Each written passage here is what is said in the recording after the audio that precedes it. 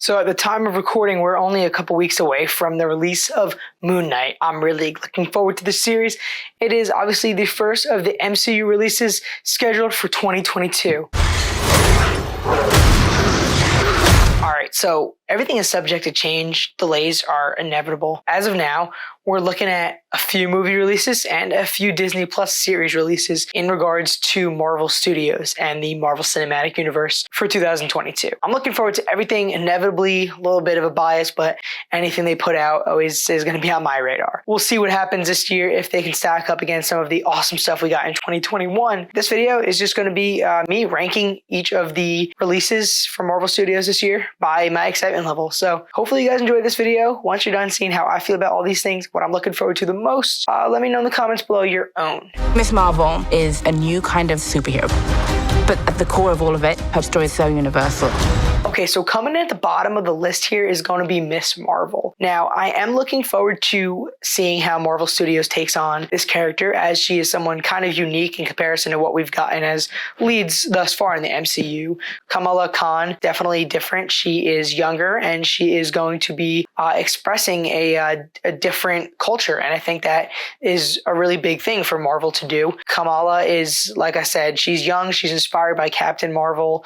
I'm thinking this story is going to be a feel-good kind of coming-of-age story for her, seeing her become a superhero. I am interested enough. I mean, this is a character who I don't know much about, and therefore I'm willing to see things unfold. I played the Marvel's Avengers game, say what you want about it, but I felt like this is a character who has potential. We'll see how they do in the MCU. Nothing is really popping out on me right now for this show compared to everything else I'm going to talk about in this video. Like, I'm looking forward to watching it, but I don't have a lot more to say about it, so it's kind of just has to be on the bottom of the list. And then next up, we've got the second season of What If. Now, What If was a really nice surprise. I think that Doctor Strange Multiverse of Madness is going to have some ties into the show. What If had some really awesome moments in there. Some of the episodes stood out more than others. I think that Doctor Strange himself was great in there. You know, the whole Vision Ultron thing was cool. The way the characters were brought together, the Watcher, the whole concept, pretty cool. Kind of a different show for Marvel. I like it, and I think some people slept on it. But season 2 doesn't have me as overly excited as much as the other things that the MCU will allegedly be having out this year. I mean, I'm definitely excited for it. Like I said, coming off of a strong first season, it's apparently supposed to be out in 2022. We'll see. I don't know what kind of stories they're going to do. They can literally do anything, obviously. So it's one of those things that's kind of hard to talk about until we know more. Definitely excited to just see some more awesome and fun, different takes on characters we already know and love from the last several years in the films. But yeah, that's going to be it. So What If season 2, yeah. Guardians of the Galaxy Holiday Special, I feel like this is weird and it could have been at the bottom because like you hear that and like the stakes don't sound as high. It sounds like something just fun. But I mean, James Gunn has really delivered in the last few years in terms of comic book stories. I really enjoyed his DC work this year with Peacemaker, last year with Suicide Squad. Guardians of the Galaxy 1 and 2 are great. Of course, Guardians of the Galaxy Volume 3, yeah, it's 2023. Not here to talk about that, but the Holiday Special, I think it could just be really fun and funny, pure entertainment, you know what I mean? I don't really have anything much to say on it because we don't have a lot of details. They are doing a holiday special and we're going to get the characters that we know and love. This is coming out after Thor Love and Thunder, so presumably we'll have already seen the Guardians on screen prior to this little special. I think I'm just looking forward to it just being something fun and entertaining. And I think James Gunn is just so good that that's why I'm actually excited for it, even though on paper it doesn't sound like something I would care that much for, you know what I mean? They told me you people were conceited douchebags, but that isn't true at all.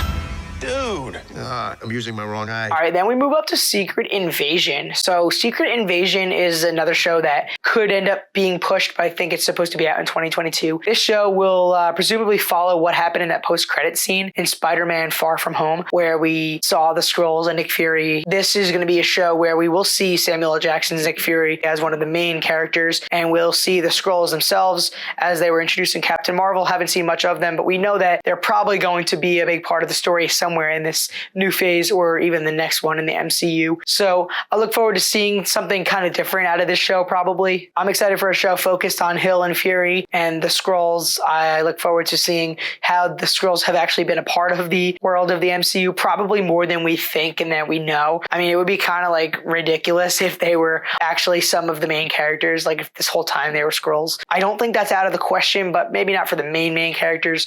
But I feel like there's definitely some interesting stories that they can sort of retcon where the Skrulls have been around, seeing how they're sort of quote unquote invading. I know that there's a lot of people who love the storylines of the Secret Invasion and stuff, and eventually Secret Wars. Looking forward to that. Don't know anything about it. Obviously, I wouldn't even be surprised if that does get pushed, if anything, but Marvel released a lot in 2021, so I have good feelings that they're going to get a lot of this stuff out this year as they plan to. Next up is another series. It is She-Hulk. I think there's potential, and if rumors and stuff are, going to be true, we can really see this show cross over into the lost side of the characters from the Netflix Marvel shows, which obviously were taken off of Netflix not that long ago at the time of recording. These characters, Daredevil and Jessica Jones, they're dealing with street level law, and that is obviously what we get out of Jennifer Walters' She-Hulk. So there is potential for a crossover. We already saw Murdoch, we already saw Charlie Cox show up in Spider-Man almost said Spider-Man Far From Home, man, these movies and their names.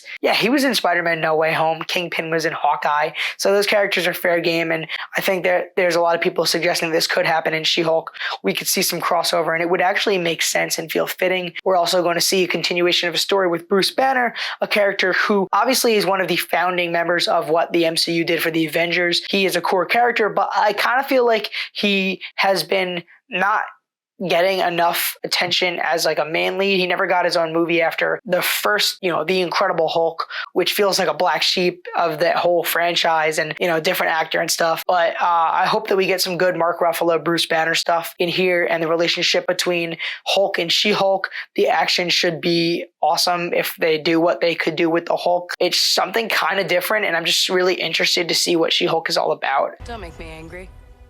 You wouldn't like me when I'm angry. All right, and then next up we have the Black Panther sequel. Rest in peace to Chadwick Boseman. Without him as T'Challa, it's going to be, and probably has been hard to continue, but I know that there was always plans to continue the story of the Black Panther and the world of Wakanda. One of the most interesting places in the MCU for sure. I love what they did with the Wakandans and Black Panther storyline. The characters around T'Challa were great. There's a lot of really awesome, exciting stuff that they can do. And the sequel, Black Panther Wakanda Forever, is set for a holiday release this year. Hopefully that will make it, but we'll have to see. I'm looking forward to this a lot. I think Black Panther is a fantastic Marvel movie. I hope that they can really honor the legacy of this character of T'Challa. I don't know how they're going to do it. I don't know if he's going to die off screen or something. We don't know exactly what was shot, before Chadwick Boseman's unfortunate passing. So it's yet to be seen, but this has the potential to really expand Wakanda and be another really awesome world building kind of story. Rumor has it we're going to get characters like Ironheart and Namor. I think that Shuri could very well be taking lead. Killmonger was an A-tier villain in the first Black Panther, so hopefully we'll get someone as good as that. Wakanda Forever has the potential to be really awesome, and I hope that when it comes out, it does what the first one did, or, cultural impact, and of course, everything within the world of the MCU that happened in Black Panther. All right, and then next up, we have the show that is coming out soon, very soon. Like I mentioned in the intro, Moon Knight, starring Oscar Isaac. This show looks really cool. I actually don't know anything about this character, but, a couple of YouTube videos, learned a little bit. We're going to see what happens at the end of March when this series comes to Disney+. Moon Knight looks awesome because it is very dark, and it's got this character, who has sort of multiple personalities, and he doesn't know exactly what's going on. I think that the trailer was really cool. I'm looking forward to this sort of dark, almost a little more of a grittier setting, very Batman feel in some ways. I think that there's some interesting lore in this character. Moon Knight should be really cool. So I think it's going to be a good show. I have some pretty good feelings about it, and I'm really looking forward to seeing what happens. And yeah, it's coming out soon. It's the next thing and the first thing for MCU this year. So I will probably make some videos about it, All right, and then next on the list, we're almost there to the top, Thor Love and Thunder. I definitely don't have a lot of great things to say about Thor and Thor the Dark World in comparison to a lot of the other films from Marvel Studios. The MCU's early days had some hits and some misses, but Thor Ragnarok was awesome. It was hilarious. It was colorful. It was really fun. It was action-packed. It had a great soundtrack. It had a great evolution of the character of Thor. So Thor Love and Thunder is coming out, and it's being directed by Taika Waititi, again, who did such a great job job with the third Thor film. Now, of course, before Infinity War and Endgame, especially after those movies, I would say I didn't expect another Thor film, but we're getting it. We're getting more characters in this mythology, and we're going to get Gore the God Butcher played by Christian Bale. So a great actor and a character who should be really, really dope on screen. Thor is going to sort of evolve again, from where he's been. He's had quite the arc. I mean, he really came a long way and has been through a lot. He's lost literally like everything. So Thor Love and Thunder, I'm hoping it explores where he is as a character now that he is working and spending time with the Guardians of the Galaxy. Hopefully we'll have some really awesome banter between them and fun moments. I don't know how much Guardians of the Galaxy we're getting in this film, but we know that they got together. That has Guardians of the Galaxy, I believe Thor said. So I'm hoping that they play a pretty decent role in this film. Thor Love and Thunder is bringing us Jane Foster, who I guess will be Thor in some way. I don't know much about that. I'm not really sure how I feel about that necessarily. I mean, I don't know if she's this character I love so much that I wanted more of, but we'll see what they do. I kind of have a really good feeling about this movie. I think it's going to be another one of those fun movies, vibrant and exciting. And I do think there's going to be some great character moments and stories between all these characters, especially seeing as we've grown. I'm sure it could and will probably act as a bit of a predecessor to Guardians of the Galaxy Volume 3 coming out next year. So Thor Love and Thunder set out to be a pretty awesome movie, I'm sure. It's coming out in the summer, so we'll probably be getting a trailer soon enough within the next couple months, I assume. And yeah, no, I mean, it's so hard not to be excited after we've seen what Waititi did with Thor Ragnarok, and then also where the character of Thor went in the later Avengers movies. It went from a character who was enjoyable enough to a real standout, and stories about him have also been elite, so we'll see what happens. Incredible!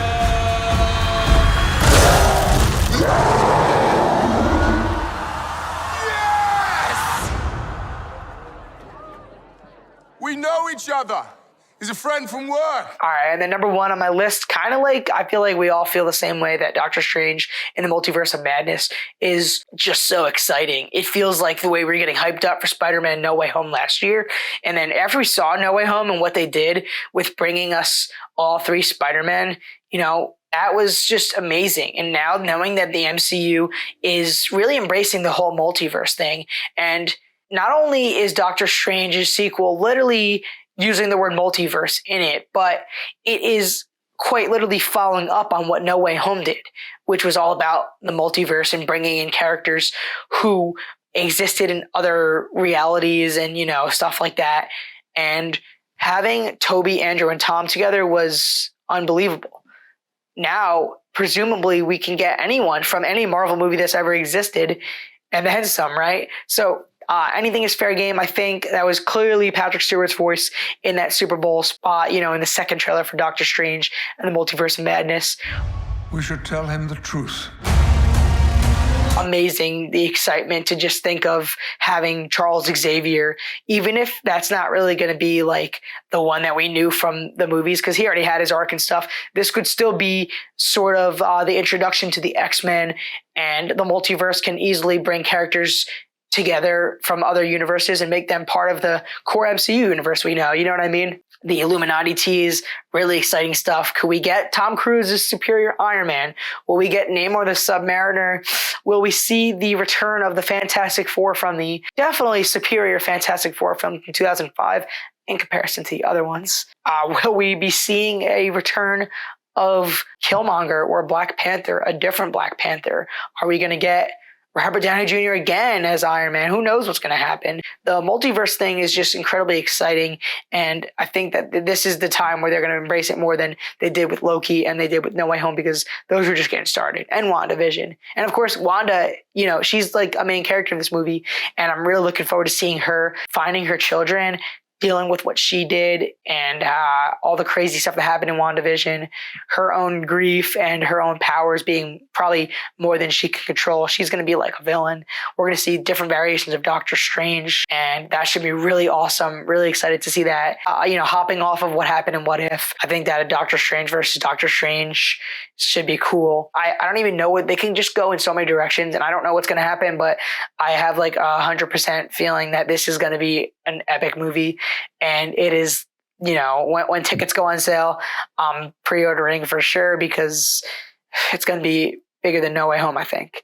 And yeah, I mean, hey, Doctor Strange, the first movie was dope already. So even if it was just a sequel, I'd be hyped. But this is next level. This is like big MCU. Obviously, I think we're all on the same page on that. But hey, if we're not, let me know in the comments below, guys. What do you think about the upcoming Marvel Cinematic Universe projects, the Disney Plus series, and the films alike? What are you most excited for? Give me your ranking, or just, like I said, tell me which one you are hyped for the most and why. You break the rules. Look out! To become a hero, I do it. I become the enemy.